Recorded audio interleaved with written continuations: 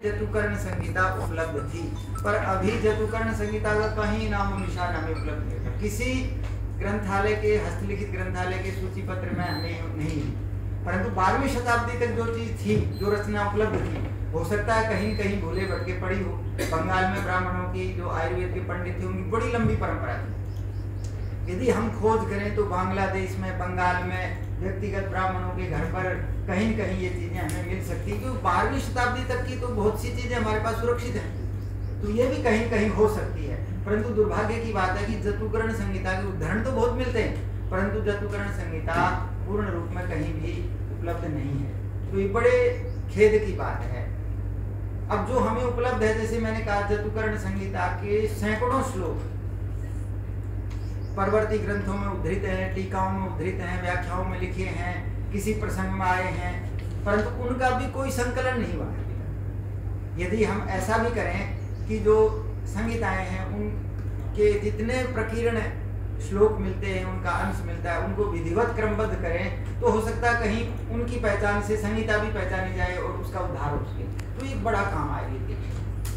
और आपकी जो संस्था है, ये केंद्र सरकार की आधिकारिक संस्था है आयुर्वेद की रक्षा के लिए, आयुर्वेद के प्राचीन ग्रंथों के उद्धार के लिए।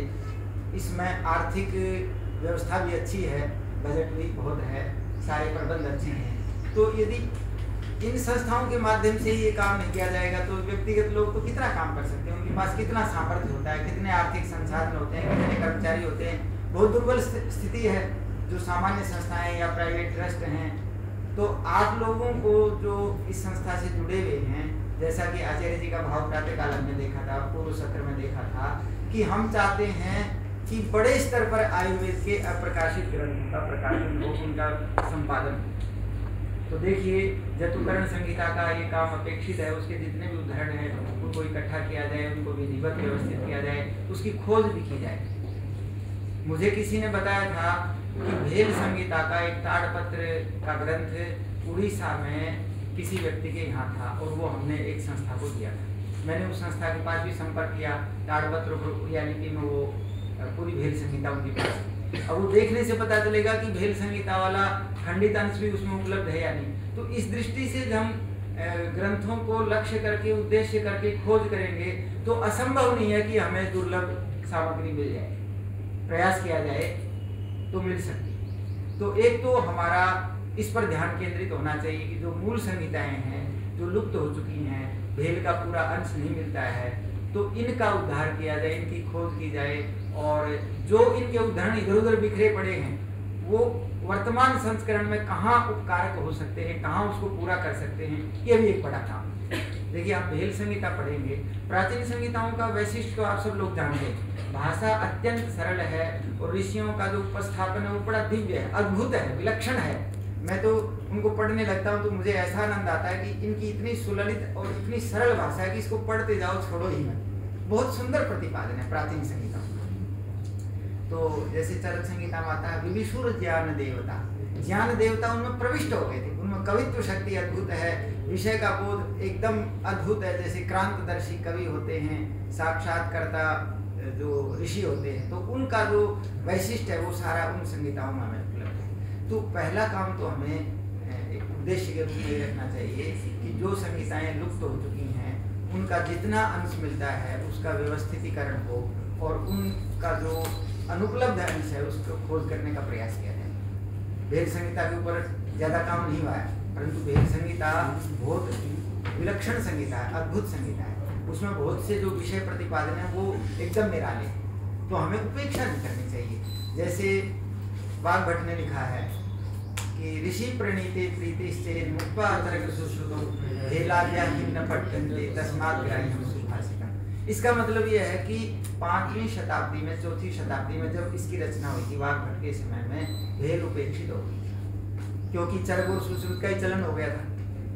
परंतु भेल में विषय प्रतिपादन ऐसा है कि उसकी उपेक्षा नहीं होनी चाहिए, उसका पठन पाठन में प्रचलन होना चाहिए, उसके लिए स्कूल होने चाहिए, उसके ऊपर अनुसंधान होना चाहिए, कुछ लोगों को उसके लिए तैयार करना चाहिए कि भेल के ही आधिकारिक विद्वान हैं, भेल के विषय में इनका आजीवन अनुसंधान, सतत अध्ययन अध्यापन चलता रहे। तो वो जो एक महान ऋषि की परंपरा थी उसको हम सुरक्षित रख सकते हैं, परंतु ऐसा कोई प्रयास नहीं हो रहा। संस्था की ओर से ऐसा होना चाहिए कि कुछ लोग भेल के ऊपर लगे, उसका अनुसंधान करें, भेल उनको पूरे कंठस्थ हो, भेल के जो संदिग्ध स्थल हैं उनको वो स्पष्ट करें, भेल का वो अध्यापन भी करें, भेल के ऊपर लेखन करें। तो इस प्रकार का काम संहिताओं के ऊपर नहीं हो रहा है, इसकी बड़ी आवश्यकता है। जतुकर्ण के लिए मैंने बताया बिल्कुल ही गायब, परंतु जो उपलब्ध हैं उनके उदाहरण सैकड़ों की संख्या में उपलब्ध हैं, उनको विधिवत क्रमबद्ध करना ये भी एक बड़ी आवश्यकता है।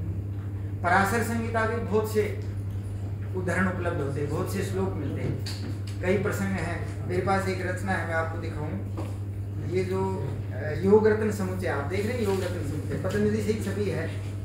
ये चंद्रट की रचना है, और चंद्रट जो है वो आप जानते हैं कि 11वीं शताब्दी के महान वैद्य थे। चंद्रट ने सुश्रुत की तीसरी पाठ शुद्धि की थी। ये आयुर्वेद के इतिहास में बहुत प्रसिद्ध बात है, आप सब लोग जानते हैं, पढ़ते हैं। और चंद्रट परंपरा के इतने बड़े विद्वान थे, शायद उनकी टक्कर के विद्वान कमी में उस जमाने में तो कोई थे, कश्मीर के विद्वान थे। इनके पिताजी का नाम था तीसटाचार्य। तो तीसटाचार्य की चिकित्सा कलिका हमें पद्यबद्ध मिलती है। इतनी सुंदर सुललित पद्य रचना है कि आदमी पढ़ता है तो दांतों तले अंगुली दबाने के लिए मजबूर हो जाता है, इतना आश्चर्यजनक कवित्व है उनका। तो कितनी सुंदर रचना है, उसमें गागर में सागर भर दिया, इतना सारभूत वर्णन है चिकित्सा कलिका। तो चिकित्सा कलिका की संस्कृत में बड़ी प्रौढ़तापूर्ण व्याख्या उनके पुत्र ने, तीसटाचार्य के पुत्र चंद्रट ने लिखी। और मैं सभी आयुर्वेद के आप अनुसंधाता हैं, छात्र हैं, अध्यापक हैं, सबसे आग्रह करूंगा कि आप चिकित्सा कलिका की चंद्रटाचार्य प्रणीत टीका अवश्य पढ़ें। उसमें इतना विषय है, इतनी दुर्लभ बातें उसमें संग्रहित हैं कि आपको आश्चर्य होगा। और प्रतिपादन इतना वैज्ञानिक, संगतिकरण इतना तार्किक, इतना सुव्यवस्थित है कि वो आयुर्वेद के परवर्ती ग्रंथों में बड़ा दुर्लभ है। तो कितना महत्व है उन लोगों का। और मैं ये जो पुस्तक दिखा रहा था आपको, योग रत्न समुच्चय, ये चंद्रट ने संकलित की है। लगभग 50 ग्रंथ उन्होंने सामने रखे, उनमें से जो श्रेष्ठ योग थे, उत्तमोत्तम योग थे, उनको लिखा है योग रत्न। तो योग रत्नों का सर्वश्रेष्ठ योगों का समुच्चय है, संग्रह है इसमें। और सबसे बड़ी बात क्या है इसमें, जिस ग्रंथ से योग लिया है उस ग्रंथ का नाम है, उसके प्रकरण का नाम है, किस रोग में ये योग प्रयुक्त हुआ है, ये पूरा पते के साथ, रेफरेंस के साथ दिया। 11वीं शताब्दी में इतनी जागरूकता, पूरे रेफरेंस के साथ सारी जो उद्धृत बातें हैं उनका उल्लेख कर रहा है, बहुत बड़ी बात है उस जमाने में। तो इससे हमें बहुत से आयुर्वेदिक ग्रंथों के बारे में ऐतिहासिक दृष्टि से बड़ी दुर्लभ सूचना मिलती है। अब इसकी केवल 5 प्रतिलिपियां भारतवर्ष में सुरक्षित है, वो बड़े प्रयास से हमें मिली। एक प्रतिलिपि की और जानकारी मिली है, अभी जयपुर में किसी व्यक्तिगत संग्रह में है वो प्रतिलिपि, उनसे भी हमने संपर्क किया है। तो दूसरा जो संस्करण आएगा तो हम सोचते हैं कि उसका भी इसमें उपयोग किया जाए, उसको भी मिलान करके इसका पाठ शोधन और अधिक अच्छे ढंग से हो सकता है। तो ये इस प्रकार के काम है। तो अब आप देखिए ये कितनी बड़ी रचना है उनकी, कितनी बड़ी देन है। इसमें लगभग 25 से 30 ग्रंथ तो ऐसे हैं जो केवल इसी ग्रंथ से हमें मालूम होते हैं, इसी ग्रंथ से इनको जानकारी मिलती है, उनका इतिहास में उल्लेख ही नहीं है। और वर्तमान जो इतिहास वाले हैं वो भी उनके बारे में कोई जानकारी नहीं देते, परंतु इन्होंने लिखा है इति वैद्य प्रसारकात, इति अमृतवल्ली, जो पुराने ग्रंथ है उन सबका उदाहरण दिया है और उन सबका उल्लेख किया है। तो ये बहुत बड़ा काम है। अब इसके भी दूसरे संस्करण की आवश्यकता है। तो मैं आपको बता रहा था कि चंद्रट जो थे वो बहुत बड़े विद्वान थे और उनके पास पितृ परंपरागत बहुत बड़ा हस्तलिखित ग्रंथों का संग्रह था। और उस संग्रह के आधार पर करीब करीब 50 ग्रंथों से तो उन्होंने ये योग चुने थे। और इस पुस्तक का कहीं प्रचलन नहीं था। बहुत बड़े वैद्य हैं वर्तमान काल में, बुजुर्ग हैं, आपने नाम सुना होगा, डॉक्टर SD कामत, सदानंद दिगंबर जी कामत। तो उन्होंने इसकी मुझे प्रेरणा दी थी। उन्होंने ये कहा था कि इसका एक हस्तलेख पूना से मुझे मिला है और आप उस हस्तलेख का संपादन करो। मैं तो वृद्ध हो गया, इतना समय नहीं दे पाऊंगा, आप अभी उत्साह से लगे तो ये काम करो। तो उन्होंने एक हस्तलेख दिया। एक हस्तलेख से आप जानते हैं एक मातृका के आधार पर संपादन करना कितना कठिन है। तो फिर हमने प्रयास किया इसके लिए, तो सौभाग्य से इसके 4 हस्तलिखित प्रतिलिपियां और मिली हैं। तो कुल 5 के आधार पर इसका संपादन किया। तो इस प्रकार के बहुत दुर्लभ ग्रंथ है। मैंने एक उदाहरण के रूप में बताया आपको कि कितना महत्वपूर्ण ग्रंथ है। और इसमें प्रारंभ में ही उन्होंने लिखा है 1 या 2 मंगलाचरण के श्लोक लिखे सूचना देने के लिए, और कहा है कि मैं अपना इस ग्रंथ में कुछ भी नहीं लिखूंगा, जो मुनियों के शब्द हैं, मुनियों के जो वाक्य हैं, उन्हीं का संग्रह करूंगा। कितनी ईमानदारी के साथ उन्होंने कहा। और वो तो बहुत बड़े कवि थे, उनके पिता की कवित्व शक्ति भी अद्भुत थी, पुत्र भी उन्हीं की तरह बड़े योग्य थे, तो अपने शब्दों में भी वो सारा कर सकते थे संग्रह। पर उन्होंने कहा कि मुनि वचनों की परंपरा को सुरक्षित रखने के लिए मैं केवल संग्रह मात्र कर रहा हूँ, और मेरा ये दृष्टिकोण है कि उन्हीं श्रद्धेय महापुरुषों के वचन इसमें संकलित हो।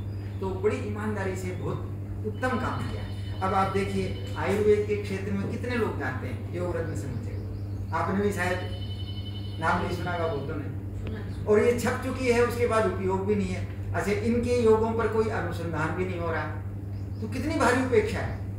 मतलब आयुर्वेद के क्षेत्र में कितनी बड़ी जड़ता, कितनी बड़ी एक प्रकार से निष्क्रियता जैसी स्थिति कहनी चाहिए, ये व्याप्त है। तो ऐसे ग्रंथ आ रहे हैं, फिर हम तो ये सोचते हैं इसका दूसरा भी संस्करण हो, इसमें कहीं पहली बार में इतना बड़ा विशाल ग्रंथ है, अनुवाद भी किया है, पहली बार में कोई त्रुटि रह जाए तो उसका भी निराकरण होना चाहिए। तो मैं आपको बता रहा था कि इसमें हारित संहिता से कल्प स्थान में बड़े बड़े उदाहरण दिए। अब उनका तो कहीं संग्रह नहीं, इन्होंने तो सुरक्षित कर लिया वो, परंतु मूल संहिता लुप्त हो गई।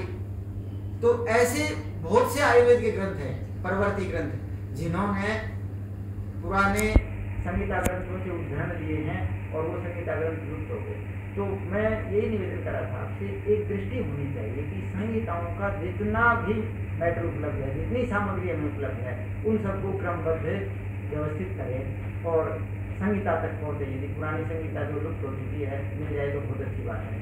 हरित संहिता की बात मैं कर रहा था, तो हरित संहिता के लंबे लंबे उदाहरण इस पर कल्प स्थान में दिए गए।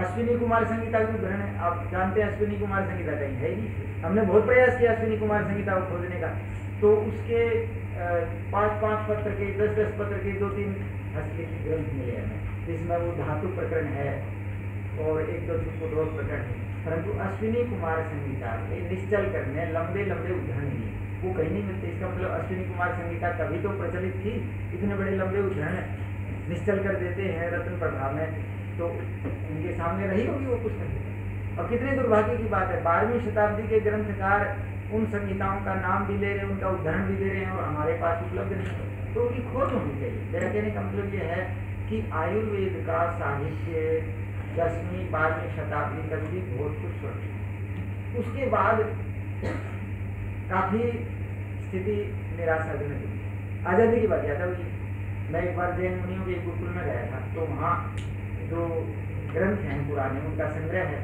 और जिनकी 1-2 प्रतियां उनको उसी शैली में ताड़पत्र पर लिखवा है। एक प्रयास है उनका, अच्छा श्लाघनीय प्रयास है। वहाँ एक मुनि जी से मेरी बात हो रही थी, तो बोले जी पहले तो हमारे ग्रंथों को जलाया गया, नष्ट किया गया, हम कुछ बची हुई प्रतिलिपियों के बाद आधार पर फिर लिख लेते थे, फिर उनका प्रचलन करते थे, पठन पाठन करते थे, पर अंग्रेजों के आने के बाद संस्कृत भाषा ही भुला दी। अब कितने ग्रंथ उपलब्ध हैं तो उनको पढ़ने वाला ही नहीं है कोई। अभी सुब्बाराव जी ये प्रातः के सत्र में यही बात कर रहे थे कि जो संस्कृत जानता है उसको आयुर्वेद का परिचय नहीं, जो आयुर्वेद जानता है, आयुर्वेद पढ़ता है, उसको संस्कृत का परिचय नहीं, वो संस्कृत का इतना अधिक अभ्यास नहीं है। तो ये बड़ी विडम्बना हो गई। 1990 के बाद कुछ ऐसा हुआ, पहले हम देखते थे राजस्थान में भी 12वीं तक की परीक्षा चलती थी वरिष्ठ उपाध्याय, इधर संपूर्णांक संस्कृत विश्वविद्यालय की परीक्षा चलती थी उत्तर मध्य, तो उन लोगों को आयुर्वेद में प्रवेश की पात्रता थी। और जब से आयुर्वेद में संस्कृत को हटा दिया गया तब से ये बड़ा संकट आ गया, एक शून्य सा पैदा हो गया। अब मैं आपसे जानना चाहता हूँ, आप लोग इतने लोग बैठे हैं यहाँ जो आयुर्वेद के क्षेत्र में काम करते हैं, तो कितने लोग हैं जो व्यवहार में संस्कृत बोल सकते हैं, संस्कृत पढ़ सकते हैं, धारा प्रवाह संस्कृत को मातृभाषा की तरह प्रयोग में ला सकते हैं? कितने लोग होंगे? बहुत कम होंगे, मोटा मोटा कोशिश कर सकते। हाँ, तो ये तो अच्छी बात है।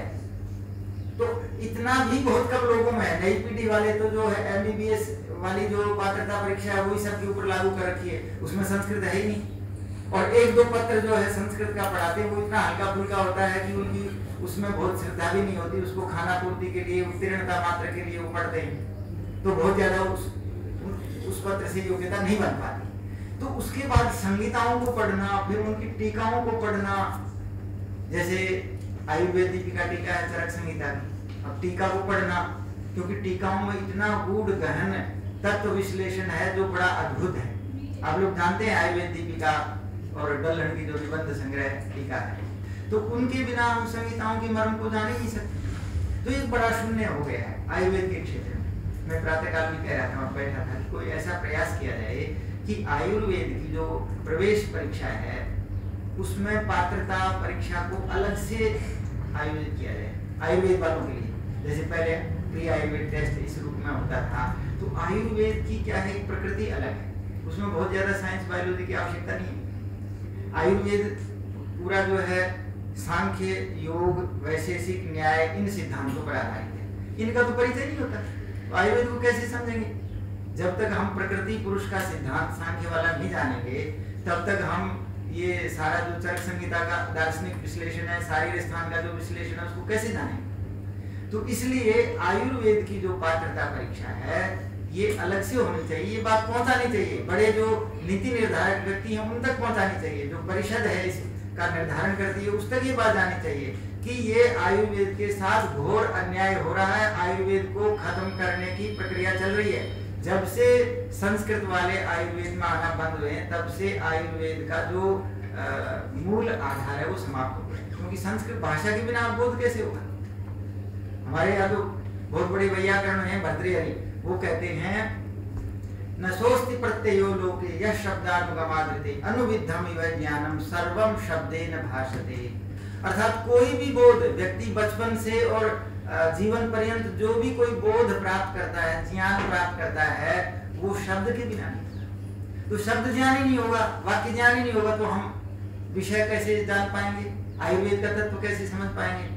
तो भाषा से ही वंचित है हमारी पीढ़ी। तो ये बहुत बड़ी विडंबना है और ये बात ऊपर तक पहुंचानी चाहिए कि आयुर्वेद में संस्कृत अनिवार्य होनी चाहिए। जो 12वीं तक संस्कृत पढ़ते हैं, जिनके पास प्राथमिक स्तर से संस्कृत हो, उनको प्राथमिकता होनी चाहिए और संस्कृत अनिवार्य होनी चाहिए और संस्कृत की अच्छी खासी परीक्षा लेनी चाहिए। यदि 1-2 बार वो उस परीक्षा में अनुत्तीर्ण भी हो जाए तो उनको दोबारा अवसर देना चाहिए, वो संस्कृत में एकदम मजबूत होकर आयुर्वेद में प्रविष्ट करें, तो आयुर्वेद के साथ न्याय होगा, आयुर्वेद का पठन पाठन सुव्यवस्थित रूप से हो जाएगा।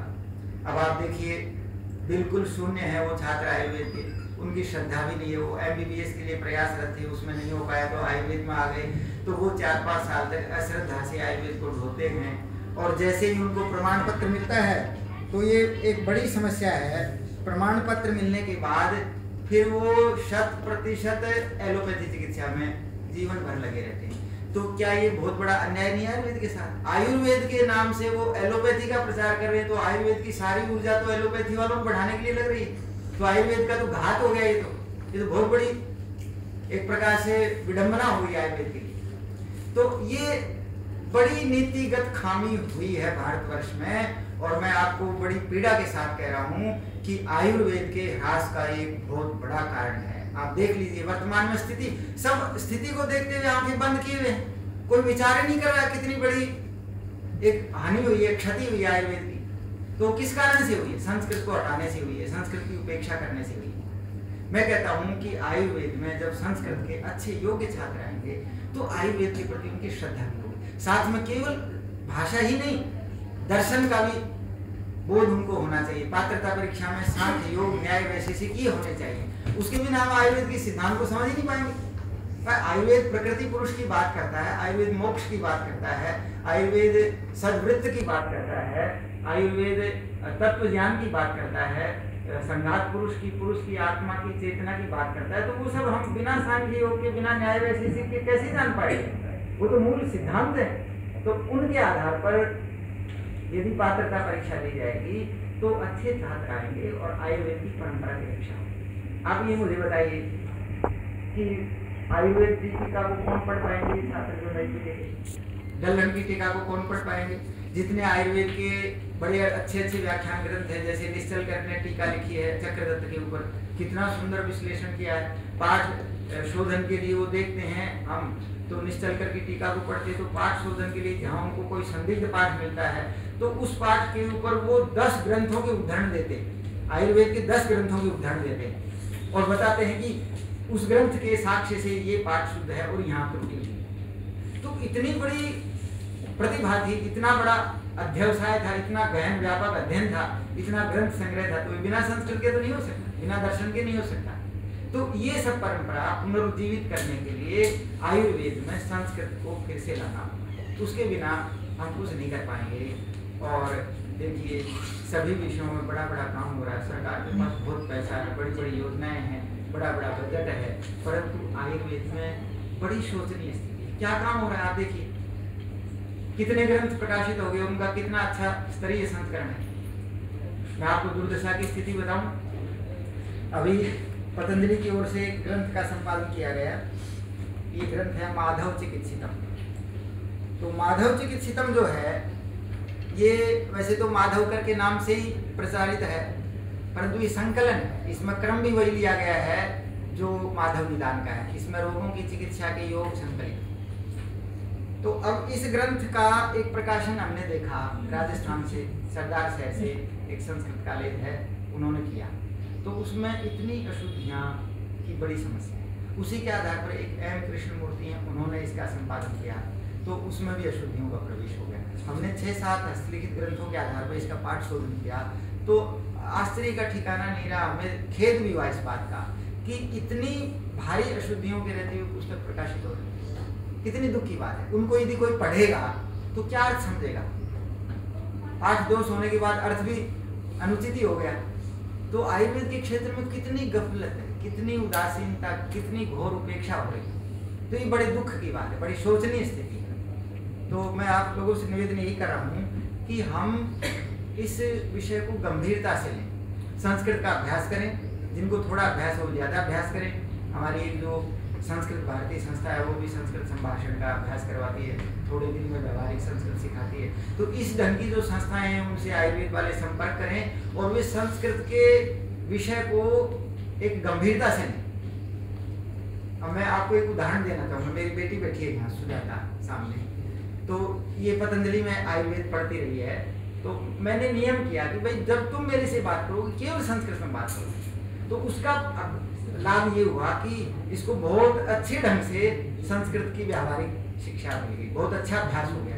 अब ये जब पढ़ाती है ऑनलाइन चरक संहिता, सुश्रुत संहिता, तो आयुर्वेद दीपिका टीका के साथ पढ़ाती है। तो अब देखिए संस्कृत, एक उदाहरण मैं आपको बता रहा हूँ, संस्कृत का बोध होने से सिद्धांत का कितना अच्छा बोध हो जाता है। हम टीका भी देखेंगे, उसके ऊपर समीक्षा भी करेंगे, मंथन भी करेंगे, साथ में और संहिताओं को भी देखेंगे, तो इससे हम आयुर्वेद के मूल तत्व को जान सकते हैं। और उसका फायदा क्या होता है, उससे श्रद्धा पैदा होती है। मैंने देखा, इसके उदाहरण में भी देखा, ये कोई भी जो है एलोपैथी की मेडिसिन यूज नहीं करती, विशुद्ध आयुर्वेद। और भाव ये है कि जब हम आयुर्वेद से ये काम कर सकते हैं तो क्यों एलोपैथी के चक्कर में पड़े हैं, साइड इफेक्ट करने वाली और अन्य अनावश्यक हानियां करने वाली औषधियों को क्यों प्रयोग करें। वात रोग का ही प्रसंग है, जैसे स्लिप डिस्क वगैरह के बहुत से रोगी वहाँ आते हैं, तो जो इसके द्वारा एक तेल सिद्ध किया जाता है वात औषधियों के, उसका हमने खुद प्रत्यक्ष प्रभाव देखा,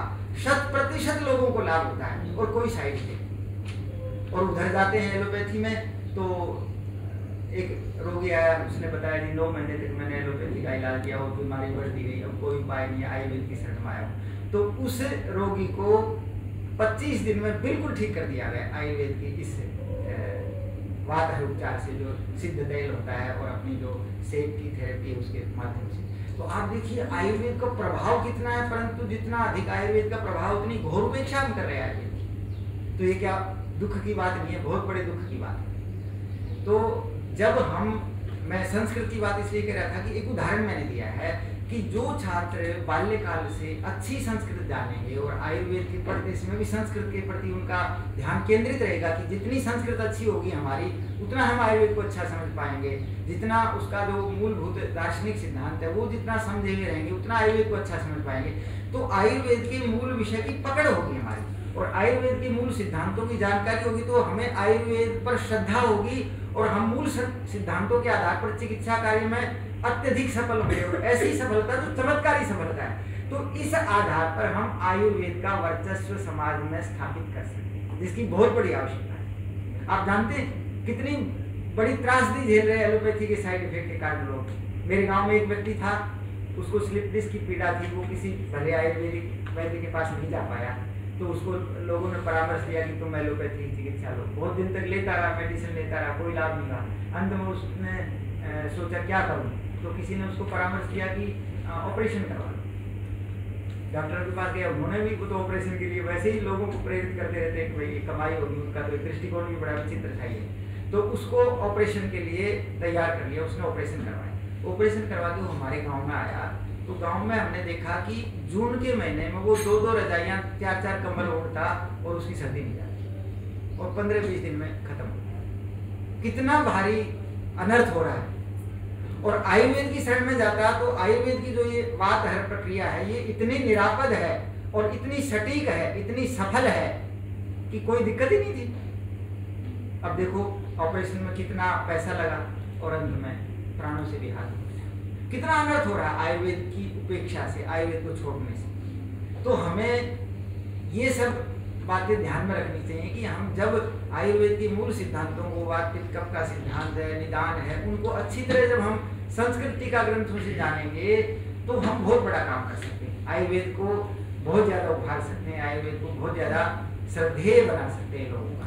अब आयुर्वेद में कितने लोग आते हैं? 4-5% पहले से, अभी कुछ पतंजलि वालों ने बड़ा पराक्रम किया, खूब प्रयास किया, तो 7-8%, 8-9% तक लोग आयुर्वेद की तरफ आ रहे हैं। तो इस प्रयास को हमें और ज़्यादा बढ़ाना है। ये तभी बढ़ सकता है जब आयुर्वेद के वैद्य आयुर्वेद के सिद्धांतों को गहनता से संस्कृत ग्रंथों के माध्यम से पढ़ेंगे, टीका ग्रंथों को पढ़ेंगे। मैं एक बात और कहना चाहता हूँ इसी प्रसंग में, बेटी का ही प्रसंग आ गया। तो इसने मुझे बताया कि पिताजी जो माधव निदान की टीका है उसमें मैंने एक ऐसा प्रसंग देखा है जो स्थौल्य हरण करने के लिए बहुत चमत्कारी है। मैंने पूछा क्या, तो वो टीका से बात पकड़ में आई। तो इसने शोध प्रबंध अपना जो MD का है वो स्थौल्य के ऊपर लिखा है। तो उसमें मुझे भी इस बात का अनुभव नहीं था, मुझे भी इस बात की जानकारी नहीं थी, पर उस जानकारी को जान के मैं बहुत चमत्कृत हुआ और वो बड़ी एकदम प्रभावशाली। तो मुझे बताया गया इसकी ओर से, बेटी की ओर से, कि कफ कारक भोजन, दिवाशयन और अव्यायाम पूर्ण निद्रा है, ये स्थौल्य को बढ़ाते हैं। और उस स्थौल्य को दूर करने के लिए टीका में एक विशेष बात पाई, संस्कृत टीका में, कि जब तक आप तिक्त और कटु रस से जो पाचन तंत्र के ऊपर एक मेदस की परत जम जाती है उसको ध्वस्त नहीं कर देंगे, तब तक सामान्य जो वस्तु है उसको खाने से भी आपका मोटापा बढ़ता ही है। और वो जो है ना, इन 3 अपथ्यों को दूर करके यदि हम कटु तिक्त रस का पर्याप्त मात्रा में प्रयोग करें तो वो परत नष्ट हो जाती है, उसके बाद मोटापा रहेगा ही नहीं। और किसी भी बड़े से बड़े मोटे व्यक्ति को आप जो परेशान है किसी भी उपाय से, जिसका मोटापा दूर नहीं हो रहा, उसको बड़ी सरलता से दूर किया जा सकता है। अब ये बात कहाँ से पकड़ में आई है? तो संहिता ग्रंथों की टीका से, संहिता ग्रंथों के मूल अध्ययन से पकड़ में आई। उसका प्रयोग भी किया, इसकी ओर से भी प्रयोग किया गया, बेटी की ओर से मैंने भी बहुत से लोगों को बताया। तो एक चमत्कारी असर पड़ा कि आप बिना किसी औषधि के प्रयोग के, बिना किसी कष्ट के तिक्त रस वाले पदार्थों का समुचित परामर्श से, वैद्य के परामर्श से पर्याप्त मात्रा में सेवन करेंगे तो आपका जो मेदस का जो एक संचय था, उसकी जो परत थी वो नष्ट हो जाती है और धीरे धीरे मोटापा क्षीण हो जाता है और स्वास्थ्य लाभ होता है। जो कितनी बड़ी बात है। उनके पास कोई औषधि नहीं है, एलोपैथी वालों के पास कोई भी इस प्रकार की पद्धति नहीं है, और आयुर्वेद के पास कितनी सटीक, कितनी कारगर और कितनी चमत्कारी व्यवस्था है हमारे पास, और हम उसकी उपेक्षा करते हैं। वो तो क्या करते हैं, एक ऑपरेशन भी करते हैं मोटापा दूर करने के लिए, जो एक अप्राकृतिक स्थिति है। तो इस प्रकार मैं निवेदन आपसे यही कर रहा हूँ कि आयुर्वेद के मूल ग्रंथों का, टीका ग्रंथों का, संहिता ग्रंथों का यदि हम संस्कृत के माध्यम से अध्ययन करते हैं, संस्कृत के माध्यम से अध्यापन करते हैं, तो हम आयुर्वेद की आत्मा को जान सकते हैं, आयुर्वेद के वास्तविक रहस्य को जान सकते हैं। उससे हमें आयुर्वेद में श्रद्धा बढ़ेगी और उससे हम चिकित्सा भी बड़ी सफल करेंगे और आयुर्वेद का अधिक से अधिक प्रचार होगा। तो ये एक मुख्य बात है। अब साहित्यिक अनुसंधान की बात, इसके ऊपर श्रद्धा पहला सूत्र है। मैं सबको कहता हूँ, हमारे पातंजलि योग सूत्र में एक वाक्य आता है, श्रद्धा वीर्य स्मृति समाधि प्रज्ञा पूर्वक करेगा। वो तो अध्यात्म के क्षेत्र में ये बात कही कि श्रद्धा वीर्य स्मृति, श्रद्धा के बाद वीरता आती है, वीरस्य कर्म वीर, जैसे कवे कर्म काव्यम वीरस्य कर्म वीर। तो वीरता जो है वो श्रद्धा से पैदा होती है। तो जब तक हमारे मन में श्रद्धा नहीं होगी आयुर्वेद के प्रति, मूल ग्रंथों के अध्ययन के प्रति श्रद्धा नहीं होगी, तब तक न तो हम पढ़ पाएंगे, न हम उसमें वीरता, पराक्रम, उत्साह, परिश्रम कर पाएंगे। तो आयुर्वेद में एक बड़ी समस्या है, जो रोगी लोग आयुर्वेद की चिकित्सा के लिए आते हैं, वहाँ भी एक बड़ा संकट है, श्रद्धा का संकट है। आयुर्वेद में श्रद्धा नहीं है। और जो चिकित्सा करने वाले हैं, जिन्होंने संस्कृत माध्यम से पूरे संहिता ग्रंथों को पढ़ा नहीं है, उन वैद्यों में भी श्रद्धा का संकट है। उनको भी श्रद्धा नहीं है कि मैं रोगी की चिकित्सा आयुर्वेद से कर सकता हूँ। तो ये जो श्रद्धा का जो अभाव है, ये आयुर्वेद की अवनति का बहुत बड़ा कारण है। मैं एक दिन पतंजलि के हस्तलिखित ग्रंथालय में एक ग्रंथ देख रहा था, हस्तलिखित ग्रंथ था, तो उसका भाव ये था कि जो वैद्य 4, 5 या 7 संहिताओं को नहीं पढ़ता और उसके बिना चिकित्सा करता है, क्षेत्रव्यो दक्षिणा करे, राजा ने उसका दायां हाथ कटवा दिया। ये श्लोक था, उसका एक ही वाक्य मेरे को ध्यान है, उस पूरा श्लोक मैंने कहीं लिखा हुआ। तो कहते कम से कम 2 संहिता, 4 संहिता, 5 संहिता, 7 संहिता वैद्य को पढ़नी चाहिए, और उसके अभाव में यदि वो चिकित्सा करता है तो उसको दंडित किया जाना चाहिए राजा की। अब आप देखिए हम वर्तमान काल में कहाँ पर हैं, हमारे वैद्य कितनी संहिताओं के पारगामी है। क्या एक पूरी मुख्य संहिता जैसी चरक है चिकित्सा में, तो क्या हम चरक का आवार पारीण आद्योपांत अध्ययन कर पाते हैं?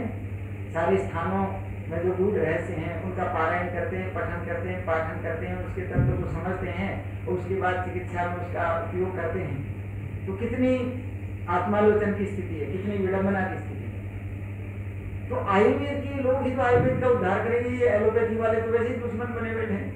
ये तो वैसे ही जहां मौका मिलता है आयुर्वेद को डाउन करने का प्रयास करते हैं। उसका कारण भी यह है कि उनको आयुर्वेद के सिद्धांतों का बोध नहीं है, वो पूर्वाग्रहग्रस्त होकर आयुर्वेद की निंदा करते हैं। यदि वो एलोपैथी वाले आयुर्वेद को पढ़ ले तो मैं कहता हूँ कि उन जैसा आयुर्वेद का भक्त कोई भी नहीं रहेगा, वो आयुर्वेद के पक्के भक्त बन जाए, परंतु वो पढ़ते नहीं है।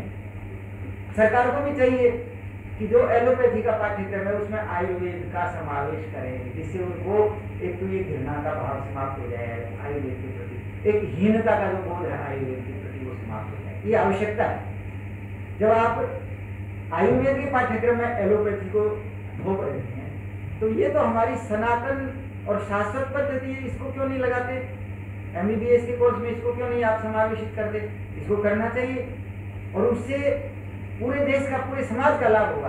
क्योंकि बहुत सी चिकित्साएं ऐसी हैं जो बिल्कुल हल्के ढंग से, पथ्य परहेज से और केवल भोजन में परिवर्तन करने से बहुत सी बीमारियां दूर हो जाती हैं। यदि एलोपैथी वाले इसको पढ़ेंगे तो वो सरल, सुगम और निरापद चिकित्सा समाज को दे पाएंगे, और उससे पूरे समाज का, पूरे देश का लाभ होगा। हमने एक पुस्तक का संपादन किया था, रुचि वधुकल रत्नमाला, तो उसमें भूमिका में 1-2 श्लोक उद्धृत किए हैं जो काश्यप संहिता के। तो उसमें स्पष्ट लिखा है कि शक्यते तन्न मात्रेण नरः कर्तुं निरामयः, कि अन्न मात्र से, भोजन मात्र से ही व्यक्ति पूर्ण स्वस्थ किया जाता है। तस्मात् भिषग्विराहारो महाभैषज्य भेषजे नोपपन्नोपि निराहारो न शक्यते तस्मात् भिषग्विराहारो महाभैषज्य। तो ये विद्या तो वैद्यों के पास है, और ये समाज के लिए अत्यंत उपकारिणी है। आप एलोपैथी चिकित्सा का सिस्टम देखिए, कोई भी बीमार जाएगा तो उसको पर्चा भर के लिख देंगे, भर के दवाइयाँ दे देंगे, मेडिसिन खाते रहो। परहेज के लिए अपनी पुरानी परंपरा के अनुसार गाँवों में संस्कार है, लोगों में संस्कार है, पूछते हैं कि बताइए क्या परहेज है, क्या छोड़ना है, क्या खाना है, कहते हैं सब कुछ खाओ, कोई चिंता वाली बात नहीं, दवाई से ठीक हो जाओगे। तो कितनी भारी भ्रांति फैलाई जा रही है, कितना भारी अनर्थ किया जा रहा है। हमारे तो सिद्धांत है, विनाकी भेषजै व्याधि पथ्यादेव निवर्तते न तो पथ्य विहीनस्य भेषजानां शतैरपि। तो ये तो दिव्य शक्ति है आयुर्वेद की। हम बिना खर्चे के, बिना किसी साइड इफेक्ट के, बिना बहुत ज़्यादा आर्थिक भार डाले रोगी को ठीक कर सकते हैं। ये आयुर्वेद का चमत्कार है, और पथ्याहार से ही आप ठीक कर सकते हैं। हमारी गिलोय है, हमारा नीम है, हमारी हरिद्रा है, आंवला है। ये तो आंवला तो त्रिदोष नाशक है। तो कहते थे हंति वातम सदम लत्वा पित्तम माधुर्य शैत्यतः कफम रूक्ष कषायत्वा धनम धात्यास्त्र दोष। तीनों दोषों का हरण करता है। आयुर्वेद में तो लिखा है कि नित्य प्रतिवर्ष आंवले का सेवन करना चाहिए, ताजा हो तो ताजी अवस्था में, अन्यथा तो शुष्क के रूप में। तो ये जो आयुर्वेद की शक्ति है जो बिना किसी खर्चे के लोगों को स्वस्थ बनाती है, दिनचर्या, ऋतुचर्या, आहार, इसके माध्यम से, तो ये तो बहुत बड़ी ताकत है। और इसके माध्यम से हम आयुर्वेद को जन जन में पहुंचा सकते हैं। और मैं कहता हूं कि 80-90% बीमारियों का इलाज आयुर्वेद से बड़ी सरलता से, पूर्ण सफलता से और बिना खर्चे के या बहुत सामान्य खर्चे से किया जा सकता है। तो ये क्यों नहीं हो सकता? तो इसके मूल में वही बात है कि श्रद्धा का टोटा है। मैं श्रद्धा की बात कह रहा था। श्रद्धा से वीरता आती है। जब हमारी आयुर्वेद में अटूट श्रद्धा होगी तो आयुर्वेद के प्रति हम वीरता पराक्रम करेंगे, उत्साह से आयुर्वेद को पढ़ेंगे, पढ़ाएंगे, उसका प्रचार करेंगे, लोगों को उसके प्रति आकर्षित करेंगे, लोगों में उसके प्रति श्रद्धा पैदा करेंगे, तो आयुर्वेद का दिन में प्रचार होगा। और ये सब कैसे होगा? जब तक संस्कृत नहीं होगी।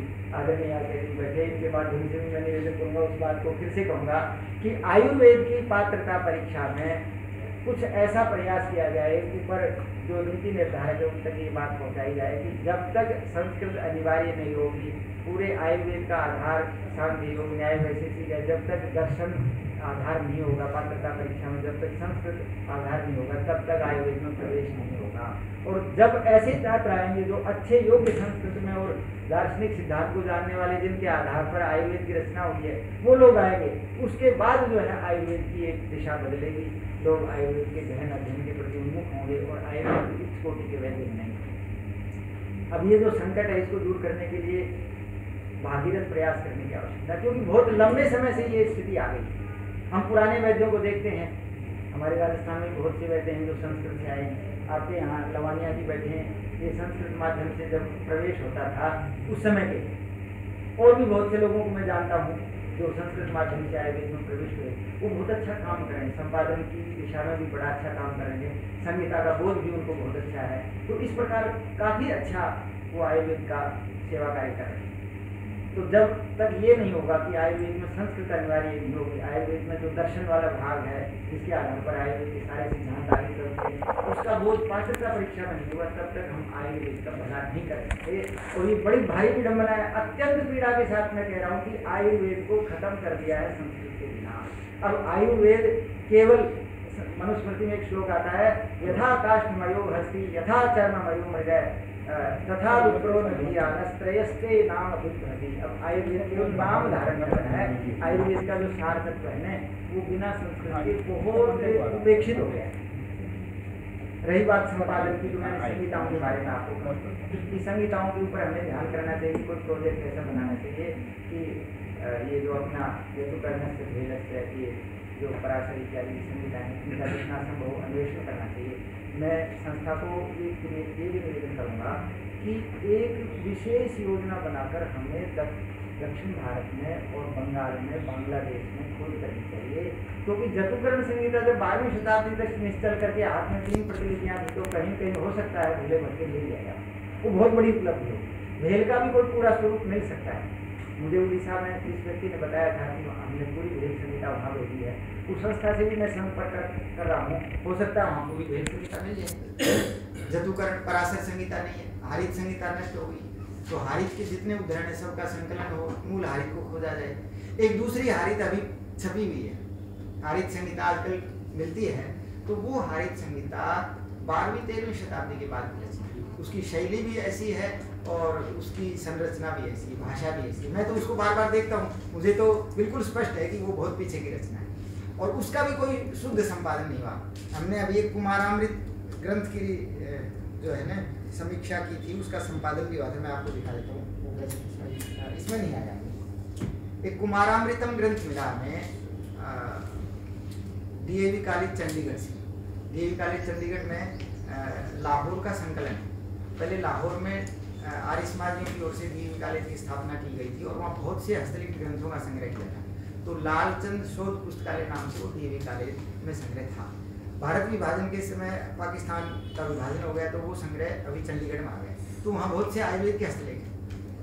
आपको परिचय के लिए बता देता हूँ, वो उपलब्ध ही आसानी से हो जाते हैं। जो लोग काम करना चाहते हैं आयुर्वेद का, तो उस संस्था से भी वो बहुत से हस्तलेख प्राप्त कर सकते हैं। DAV college sector 10 Chandigarh. तो हमने एक ग्रंथ के ऊपर काम किया था जिसका नाम है वैद्य प्रसारकम। तो वैद्य प्रसारकम 9वीं शताब्दी की बंगाल की रचना है और वैद्य प्रसारकम का किसी भी आयुर्वेद के वर्तमान इतिहास ग्रंथ में कोई उल्लेख ही नहीं है। अब मैं जब निश्चलकर की चक्रधर रत्न प्रभाटी का पढ़ रहा था तो हमें 35 स्थानों पर वैद्य प्रसारकम के उद्धरण इति वैद्य प्रसार के वैद्य प्रसार के एवं विपरीतम एवं व्याख्यातम, और वो बड़ी महत्वपूर्ण रचना है। आप देखेंगे 9वीं शताब्दी में बंगाल में आयुर्वेद का बड़ा अद्भुत प्रचार था और बड़े बड़े उच्च कोटि के वैद्य थे, राज्याश्रय प्राप्त था और आयुर्वेद काफी फल फूल रहा था। तो गदाधर नामक वैद्य ने एक वैद्य प्रसारकम रचना लिखी जिसमें 10 अध्याय है और वैद्य पुत्र हितम महत ऐसा करके उसका विशेषण दिया है। और उसमें एक विशेष बात क्या है कि जितने योग दिए हैं उन योगों की जो औषधियां हैं उन औषधियों का पर्यायवाची रूप विवृति में दिया है, व्याख्या में दिया है। मतलब जितने नुस्खे हैं उसमें जैसे गुडूची आया तो उसका छिन्न हुआ ऐसा पर्यायवाची दे दिया, कोई भी औषधि आई उसका एक दूसरा पर्यायवाची दिया है। तो उससे क्या है कि औषधियों के नाम में जो भ्रम था वो दूर होता है और जहाँ कहीं मूल संहिता से वो योग लिया गया उस संहिता में पाठ दोष है तो हम वैद्य प्रसारक की जो व्याख्या है उसके आधार पर उस पाठ दोष का निराकरण कर सकते हैं। ऐसा हमने कई जगह चरक संहिता के पाठों में भी किया है, टिप्पणियों में वो दिखाया है। तो वैद्य प्रसारक का 35 स्थान पर उल्लेख किया परंतु वैद्य प्रसारक हमें कहीं मिला ही नहीं। एक दिन मैं जम्मू का जो रघुनाथ ग्रंथालय है वहाँ का कैटलॉग देख रहा था तो उसमें बृहद वैद्य प्रसारकम नाम से एक पुस्तक मिली, वो हमने मंगवाई, उसकी कॉपी मंगवाई। फिर वो जो निश्चलकर के उद्धरण थे उनसे उसका मिलान किया तो सारे उद्धरण में मिल गए उसमें, तो वो बृहद वैद्य प्रसारकम वही था जो वैद्य प्रसारकम था। तो अब वैद्य प्रसारकम एक प्रतिलिपि मिली, वो इस बार में ला नहीं पाया, बहुत अद्भुत ग्रंथ है, पतंजलि से छपा हुआ पूरा हिंदी अनुवाद के साथ, लगभग 700 पेज उसमें। आप वैद्यों से भी मैं आग्रह करता हूँ कि आप उस पुस्तक को जरूर देखें, इतने सुंदर योगों का संकलन है और इतनी अच्छी उसकी व्याख्या है, बहुत ही बढ़िया। तो वैद्य प्रसारकम एक प्रतिलिपि से तो संपादन नहीं हो सकता था क्योंकि एक लेखक कहीं जगह त्रुटि कर देता है, कुछ अशुद्ध हो जाता है, कुछ अस्पष्ट हो जाता है, कहीं पंक्तियां भी छूट जाती लिखते लिखते। तो उस आधार पर हमने उसका संपादन करना प्रारंभ किया परंतु समस्या रही, काफ़ी स्थानों पर अस्पष्ट संदिग्ध स्थल रहे। तो हमने फिर और प्रयास किया तो जर्मनी में हमें गोटिंजन में उसकी एक हस्तलिखित प्रति मिली, शारदा लिपि, बहुत अच्छी प्रतिलिपि। उसके बाद फिर एक प्रयास किया तो पेरिस में भी उसकी एक प्रतिलिपि मिल गई और उसी वैद्य प्रसारकम की एक प्रतिलिपि हमें DAV कॉलेज के सेक्टर 10 वाला जो DAV कॉलेज है उसमें मिली। और परंतु आश्चर्य की बात क्या है कि एक दिन मैं उसका कैटलॉग देख रहा था तो मैं प्रसिद्ध सारम नाम से एक पुस्तक देखी। अब हमने देखा कि ये प्रसिद्ध सारम क्या है, ये तो आज तक कोई मिली नहीं हमें। तो हमने उस पुस्तक की कॉपी ली उनसे और शारदा लिपि में वो थी उसको पढ़ा है तो वैद्य प्रसारकम का हस्तलेख। तो इस प्रकार वैद्य प्रसारकम के 4 हस्तलेख हमारे पास होते, उसके आधार पर उसका संपादन किया। परंतु जो DAV कॉलेज वाला हस्तलेख था शारदा लिपि में वो अपूर्ण है परंतु काफ़ी स्पष्ट है। तो इस प्रकार से भूले भटके दूसरे नाम से कहीं न कहीं कोई हस्तलेख पड़े हुए हैं, उसके ऊपर लगने की आवश्यकता है, उसकी खोज करने की आवश्यकता है। अब देखो वैद्य प्रसारकम का भारतवर्ष में कहीं कोई प्रचार नहीं था, न कोई चर्चा थी। मैंने प्रियवर शर्मा जी का और जो इतिहास हैं आयुर्वेद के इतिहास उनको भी देखा, कहीं वैद्य प्रसार की कोई चर्चा नहीं। परंतु निश्चलकर 35 स्थानों पर वैद्य प्रसार का उल्लेख है। तो हमें जो नई रचनाएं मिल रही हैं आयुर्वेद के इतिहास में उनकी सूचनाओं को शामिल करना चाहिए और उसको एक नवीनतम स्थिति देनी चाहिए। इस विषय में मैं आपको विदेश का योगदान भी बताऊंगा कि नीदरलैंड में एक बहुत बड़े विद्वान हैं म्यूलनबर्ग, आपने उनका नाम भी सुना होगा। उन्होंने आयुर्वेद का जो इतिहास है, भारतीय मेडिसिन का इतिहास, उसको 5 खंडों में बड़े विस्तृत रूप से लिखा और जितने हस्तलिखित ग्रंथ है कैटलॉग के आधार पर, व्यक्तिगत सूचना के आधार पर, किसी भी स्रोत से उनको मिले सबकी सूचना है। हिंदुस्तान में कोई आयुर्वेद का इतिहास ऐसा नहीं है जिसमें इतनी विस्तृत सूचना हो जितनी उस विदेशी के ग्रंथ है। 5 भागों में छपा हुआ है, 60,000 उसकी कीमत, हमने प्रतिनिधि मंगवाए थे, विदेश से ही मंगवाए। इंडियन स्टोरी उसका नाम, ये मधुसूदन जी मेरे साथ काम करते रहे, उसका नाम भी जानते हैं। तो हाँ, तो उसमें बहुत व्यापक सूचना दी हुई है। जब हम हस्तलिखित ग्रंथों के ऊपर काम करने जा रहे हैं तो हमें वो इतिहास पढ़ना चाहिए और मैं तो कहूँगा कि उस इतिहास के आधार पर हिंदी में भी हम अपनी प्रांतीय भाषाओं में भी उसका अनुवाद करके उसका प्रचार करें और उसमें जो नवीनतम सूचनाएं हैं उनको भी जोड़ें, क्योंकि उनको भी इतनी जानकारी नहीं थी, क्योंकि कुछ ग्रंथों पर हमने काम किया तो उसको उन ग्रंथों की जानकारी नहीं थी, हमें उनसे संबंधित बहुत से हस्तलेख मिल गए, तो इस प्रकार वो ग्रंथ समीक्षात्मक संपादन के रूप में छप गए। तो उनकी सारी जानकारी हमें इतिहास ग्रंथों में रखनी चाहिए। तो मैं आपसे निवेदन करा था उस ग्रंथ को भी आप पढ़ें जो न्यूलैंड का है, जो 5 खंडों में छपा हुआ है। तो उन्होंने हस्तलिखित ग्रंथों की बड़ी लंबी सूची दी। जैसे वो किसी भी ग्रंथ के ऊपर, जैसे ये हमने एक संपादन किया ऋषभ चक्र चित्तोत्सव, ये लगभग 17वीं शताब्दी की रचना है, निदान के ऊपर है, हंसराज निदानम नाम से ये प्रसिद्ध है। तो इसका काफ़ी प्रचार रहा उस जमाने में। प्रियव्रत शर्मा जी ने भी इसकी जानकारी दी है। निदान का बड़ा मधुर छंदों वाला, गेय छंदों वाला ग्रंथ है, ये बहुत अच्छी रचना है। तो इसके बारे में जैसे उन्होंने लिखा, तो इसके जहाँ भी हस्तलेख मिलते हैं उसकी पूरी जानकारी उन्होंने दे दी। तो इस प्रकार से हमें वो इतिहास का ग्रंथ देखना चाहिए। तो उसमें हम अपनी रुचि के अनुसार जो ग्रंथ लेना चाहें संपादन के लिए, उसके बारे में एक व्यापक जानकारी उन्होंने दी हुई है। उस ग्रंथ का उपयोग होना चाहिए। मैं तो ये भी कहूँगा उसका हिंदी में अनुवाद करवाएं और नवीनतम सूचनाएं जो हैं वो उसमें समावेशित करके हम आयुर्वेद का एक बड़ा अच्छा इतिहास बना सकें। तो ये बड़ी आवश्यकता है। कुछ जानकारी और देना चाहूँगा मैं कि 5वीं शताब्दी के बाद कुछ संग्रह ग्रंथ रचे गए। जैसे ये सिद्धसार संहिता है, आप देख रहे हैं। सिद्धसार संहिता का उल्लेख अरुण दत्त ने किया है, जो अष्टांग हृदय की टीका लिखी उन्होंने सर्वांग सुंदरा, उसमें लिखा है नाति संक्षेप विस्तरम की व्याख्या में किंचित तंत्रम अति संक्षिप्तम सिद्धसारादि और किंचित तंत्रम अति विस्तृतम संग्रहादि। तो वो तो अष्टांग संग्रह के लिए कहा उन्होंने, और अति संक्षिप्तम में ये सिद्धसार संहिता बताई। अब ये सिद्धसार संहिता रविगुप्त नामक विद्वान की 7वीं सदी में कश्मीर में रची गई रचना है, और इसके ताड़पत्र पर हस्तलिखित जो मातृकाएं हैं वो नेपाल में सुरक्षित थी, हमने नेपाल से ही मंगवाई थी। तो उसका एक बड़ा सुंदर संस्करण ये पूरे हिंदी अनुवाद के साथ आ गया। 7वीं शताब्दी की रचना है, बहुत अद्भुत रचना है, 1400 साल पुरानी रचना है। और इन्होंने ये लिखा है कि अत्रि पुत्र की परंपरा और जो धन्वंतरी की परंपरा है, दोनों परंपराओं को देखकर 1300 श्लोकों में आयुर्वेद का पूर्ण इतिहास हमने इसमें निबद्ध कर दिया, पूर्ण आयुर्वेद का सार निबद्ध कर दिया। तो बहुत महत्वपूर्ण रचना है, बहुत ही महत्वपूर्ण रचना है। अब हमने देखा निश्चलकर की टीका को, तो निश्चलकर ने लगभग 300 से 400 तक इसके उदाहरण दिए। इति रविगुप्त है, इति सिद्धसार है करके। तो किसी जमाने में ये बहुत प्रचलित रचना रही हो। तो अब इन रचनाओं के ऊपर अनुसंधान अनुशीलन की भी आवश्यकता है। चलो संपादन की एक बात हो गई, प्राथमिक संपादन हो गया, परंतु मैं कहता हूं कि एक बार के संपादन से कोई ग्रंथ सर्वांग पूर्ण शुद्ध नहीं हो सकता। हमने जब दूसरा संस्करण निकाला तो इसमें बहुत सा संशोधन करना पड़ा, क्योंकि उसके बाद हमने इसके जितने उदाहरण जहाँ जहाँ मिले थे निश्चलकर की टीका में और परवर्ती ग्रंथों में सबको इकट्ठा किया और सबसे उन पूर्व श्लोकों को मिलाया, तो बहुत सा संशोधन हो।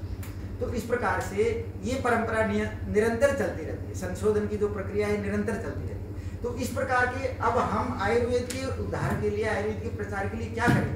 हम प्रतियोगिता आयोजित करें, हम आयुर्वेद को ज़्यादा लोकप्रिय बनाने के लिए सिद्धसार संहिता की प्रतियोगिता आयोजित करें। हमारे यहाँ राष्ट्रीय संस्कृत संस्थान, जो आजकल केंद्रीय संस्कृत विश्वविद्यालय नाम से है, वो एक शास्त्रीय स्पर्धा करवाता है अखिल भारतीय स्तर की। तो उसमें गीता को याद करने वाले आते हैं, पूरा अमरकोश याद करने वाले आते हैं। तो आयुर्वेद की ये संस्थाएं क्यों न संहिताओं को याद करने की प्रतियोगिताएं करवाएं?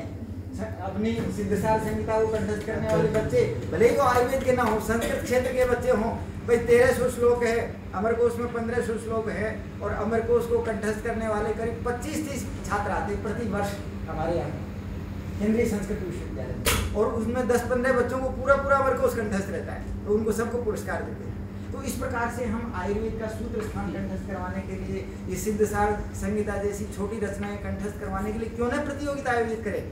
ये भले ही वो आयुर्वेद क्षेत्र के ना हो बच्चे, वो भले ही संस्कृत के क्षेत्र के बच्चे हों, तो आयुर्वेद तो इतना सरल है, मूल सिद्धांत तो इतने सरल है, वो संस्कृत वाले बहुत अच्छे ढंग से समझ पाएंगे और वो फिर आयुर्वेद का प्रचार भी करेंगे आगे चलकर। तो इस प्रकार के काम हमें करवाने चाहिए। अब आप ये देखिए, योग शतम रचना 7वीं शताब्दी की, अमित प्रभाचार्य थे। अब योग शतम की लगभग 90 प्रतिलिपियां, हस्तलिखित प्रतिलिपियां हमारे पास पतंजलि। योग शतम है, योग शतकम? योग शतम है, इसका मूल नाम योग शतम ही है। योग शतकम भी हो जाता है, तो अर्थ में कोई अंतर नहीं है, परंतु हमने जो मूल श्लोक है उसमें योग शतम देखा, क्योंकि योग शतस्य बंध है ऐसा करके उसमें आया है पहले श्लोक। तो अब इसमें आयुर्वेद के सर्वश्रेष्ठ 100 नुस्खे दिए, 100 योग दिए गए। अब ऐसी रचनाएं बहुत सरल हैं, उनको लोकप्रिय बनाने के लिए इनकी हम प्रतियोगिता आयोजित कर सकते हैं। भाई आयुर्वेद के जो छात्र हैं, जो प्राथमिक कक्षाओं में है, प्रथम वर्ष में, द्वितीय वर्ष में है, वो संस्कृत भी पढ़ते हैं, तो उनके लिए स्पर्धा आयोजित करते हुए योग शत पूरी कंठस्थ होनी चाहिए, आपको पुरस्कृत किया जाएगा। तो योग शत के लिए मैं आपको कह रहा था कि जब हमने इसका संपादन किया तो हमें बहुत सी हस्तलिखित प्रतिलिपियां मिली। कोई क्रिटिकल एडिशन, कोई समीक्षात्मक संपादन इसका नहीं था, परंतु बहुत सी प्रतिलिपियां हमें मिली। तो उन प्रतिलिपियों में 80% में ये लिखा हुआ था कि वर रुचि विरचितम योग शतम। तो रचयिता के बारे में ही भ्रांति है। जब हमने निश्चलकर को देखा, उन्होंने करीब 25-30 स्थानों पर योग शत का उद्धरण किया है। तो कहीं तो वो इति योग शतम, कहीं अमित प्रभा लिखते हैं। तो अमित प्रभाचार्य इसके बंगाल के बहुत बड़े विद्वान थे, वो इसके संकलन करता था और बड़ी अद्भुत रचना है। और इसकी महत्ता तब हमें प्रकट हुई जब हमें जोधपुर से एक बहुत बड़ी संस्कृत की इसकी गद्य टीका मिली। उसका नाम वैद्य वल्लभ है। रूपनयन नाम के बहुत बड़े विद्वान थे आयुर्वेद के, उन्होंने इसकी योग शतम की एक गद्यात्मक बड़ी प्रौढ़तापूर्ण व्याख्या की है। मैं सब वैद्यों से आग्रह करूंगा कि इसको जरूर पढ़े आप। इसमें इतना सुंदर विश्लेषण है, पूर्व पक्ष, उत्तर पक्ष, शास्त्रार्थ, समाधान। अब दोष 3 है या 4, रक्त को दोष माना जाए या नहीं, इसके ऊपर बड़ा लंबा शास्त्रार्थ दिया गया है और बड़ा सुंदर विश्लेषण किया गया है। ऐसे ही 1-2 बिंदु और भी हैं जिनके ऊपर बड़ा गद्य में लंबा शास्त्रार्थ है और उस शास्त्रार्थ का पूरा हिंदी अनुवाद इसमें दिया गया है। तो योग शत का महत्व देखते हुए उन्होंने गद्य में एक बहुत बड़ी रचना की, योग शत वैद्य वल्लभ। योग शत की 6-7 टीकाओं का उल्लेख निश्चलकर करते हैं। तो उसमें 2 टीकाएं हमें मिली, एक तो नेपाल में मिली है जो चंद्रिका नाम से, दूसरी ये वैद्य वल्लभा नाम की टीका है, ये मिली। ये बड़ी प्रौढ़ टीका है, इसमें बड़ा सुंदर उल्लेख किया गया है। मैं आपको 1-2 बात बताऊं।